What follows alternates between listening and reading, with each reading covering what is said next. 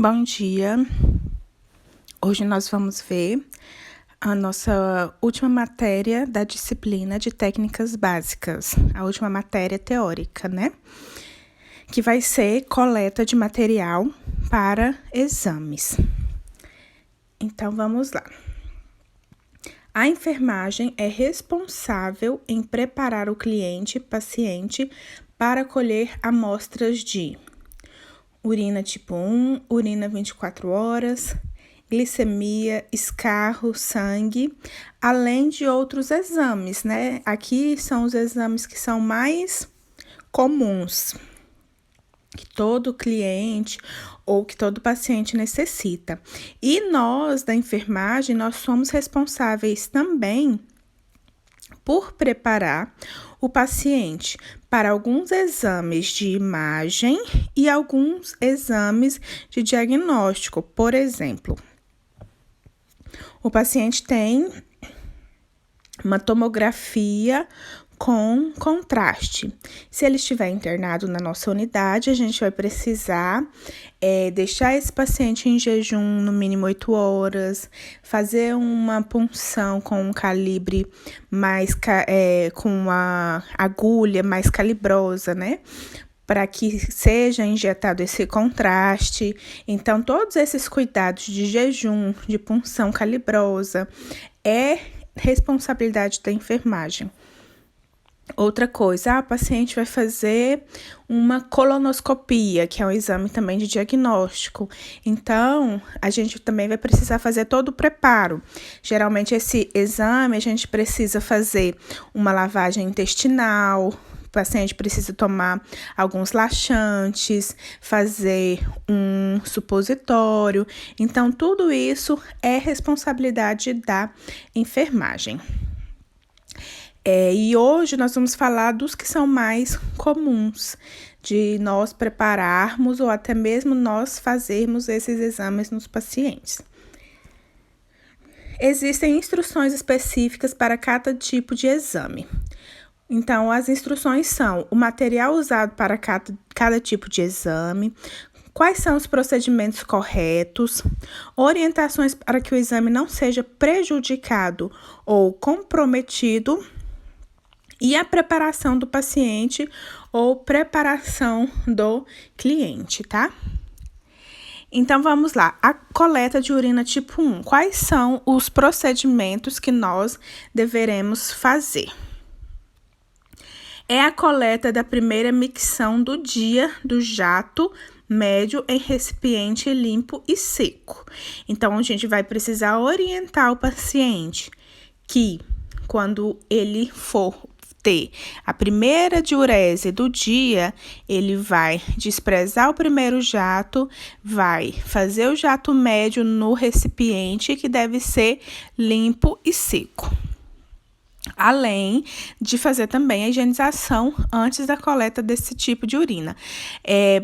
A higienização geralmente é mais para coleta de urocultura, que é outro tipo de exame, mas que o procedimento é da mesma forma.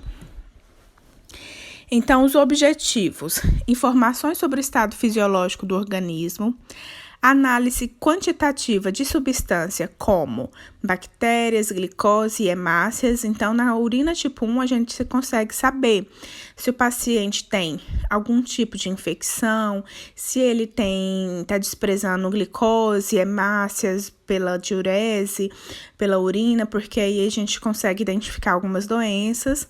E outro objetivo são informações sobre evoluções de doenças. O material utilizado, então, para a coleta desse exame: bandeja, luvas, comadre ou papagaio, frasco e uma etiqueta de identificação, sempre com o nome, data de nascimento, nome da mãe, o leito que o paciente se encontra. E quais são as orientações para essa coleta? Lavar as mãos antes de coletar a amostra, deixar o pote sem tampa no momento de urinar para facilitar. Essas são as orientações que nós vamos passar para o paciente. Desprezar o primeiro jato de urina no vaso sanitário, coletar o segundo jato e sempre falar para o paciente que não é necessário encher o pote, né? Então, assim, não é necessário ele quase estar derramando. Um pouco de urina já é o suficiente. Fechar o pote adequadamente para não vazar, lavar as mãos e entregar a equipe de enfermagem para ser identificada e encaminhada ao laboratório. Essas são as orientações que nós vamos falar para o nosso paciente, caso ele esteja consciente, ele consiga coletar sozinho. Se o paciente não consegue coletar sozinho, o paciente é acamado, a gente vai precisar usar lá a comadre ou papagaio estéreo, que a gente vai colocar para o paciente urinar.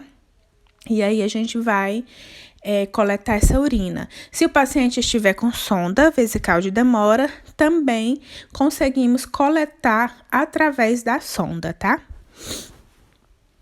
E as complicações podem ser alterações no resultado do exame. Dependendo da coleta de como for feito, a gente pode alterar ali alguma coisa, né? Se não foi higienizado corretamente, se a gente deixou essa amostra de urina contaminar. Então, é isso.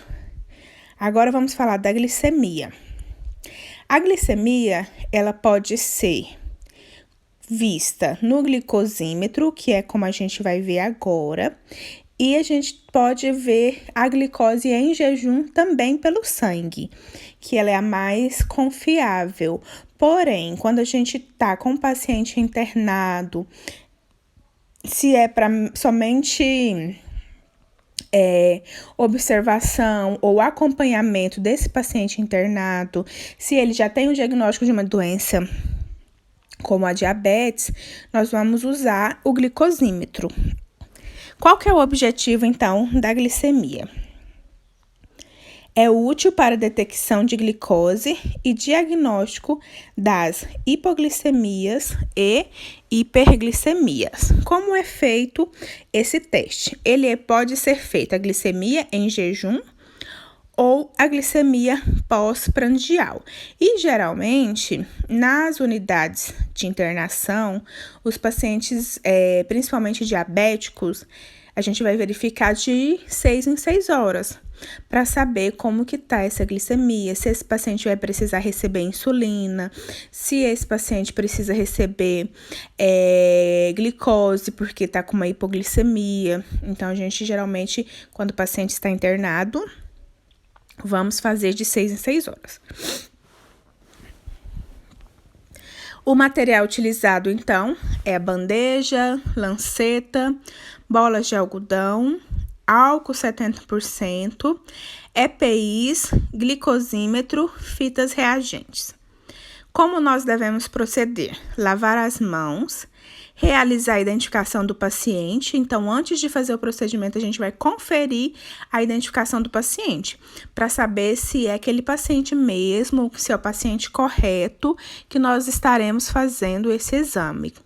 Então, a gente vai conferir a pulseira e perguntar o nome do paciente.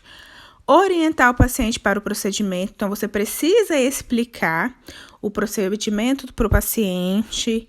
Bom dia, meu nome é Tainara, eu sou enfermeira, eu vim fazer um exame de glicemia para saber como está a glicemia do senhor ou da senhora. Então, a gente precisa explicar.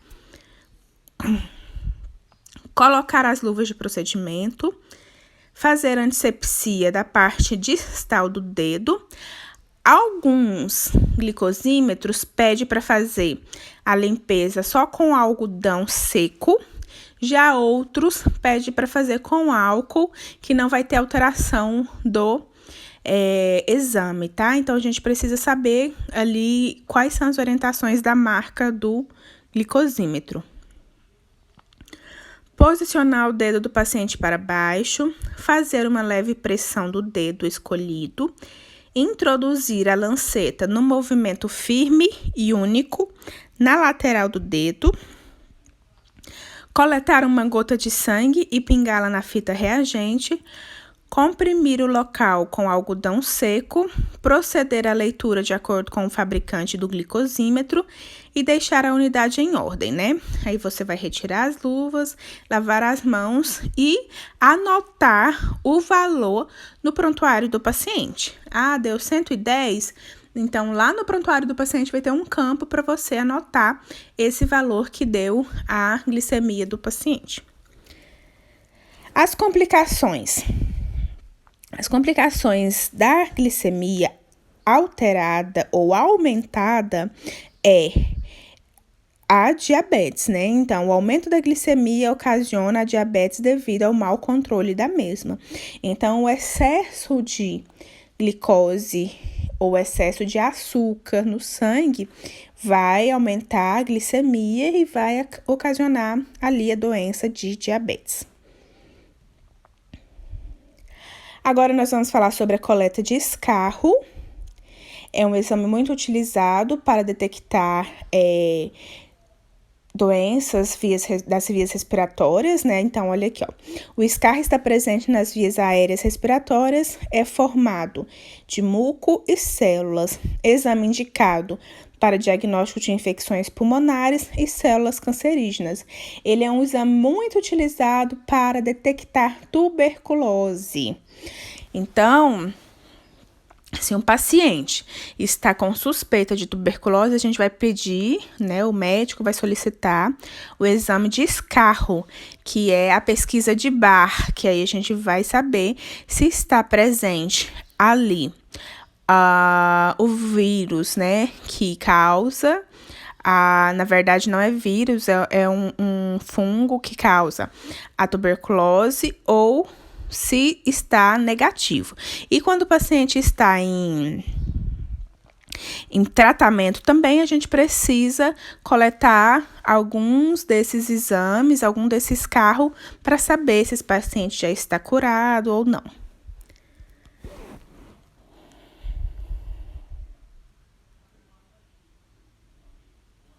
Material utilizado: bandeja, frasco coletor, etiqueta e luvas de procedimento. Qual que é o procedimento?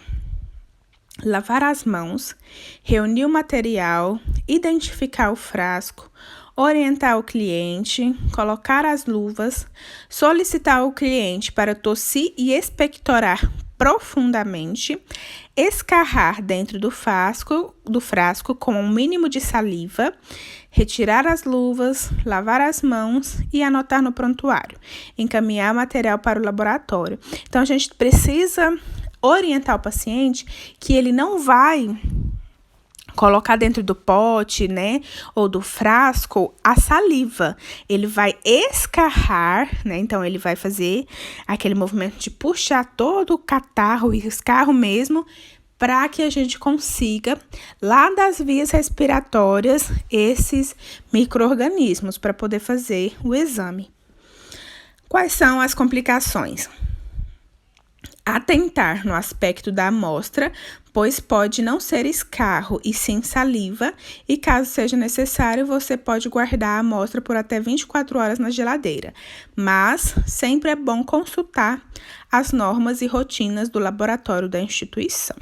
Então, eu vou mandar para vocês um vídeo da glicemia e vou também tentar mandar para vocês um vídeo de como se coleta o escarro, para vocês verificarem como é realizada essa coleta.